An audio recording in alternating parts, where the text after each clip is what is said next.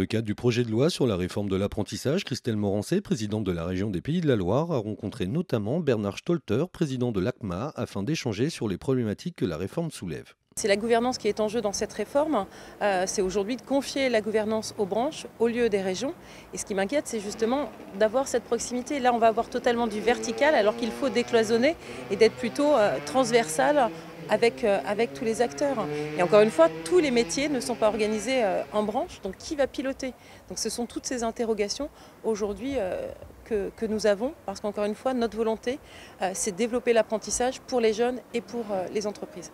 Entreprises, apprentis, formateurs et centres de formation étaient présents à ce rendez-vous afin d'échanger, questionner et monter au président de l'Assemblée permanente des chambres de métiers et de l'artisanat les bons résultats obtenus en Pays de la Loire. J'ai découvert ici, rien qu'avec l'apprentibus, avec la visite de ce CFA, j'ai découvert aussi toutes les sommes que la région investit. Je découvre une présidente qui est très mobilisée sur l'apprentissage.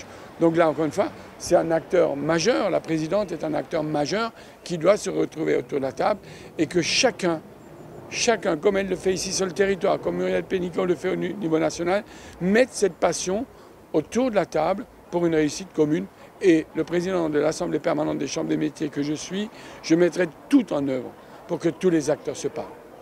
Acteur de proximité qui garantit un équilibre sur l'ensemble du territoire, interlocuteur entre les entreprises et les apprentis, avec notamment 200 nouvelles ouvertures d'apprentissage en 2 ans. La région accroît l'apprentissage de plus de 11% et veut rappeler qu'elle est un acteur de choix dans la réforme de l'apprentissage.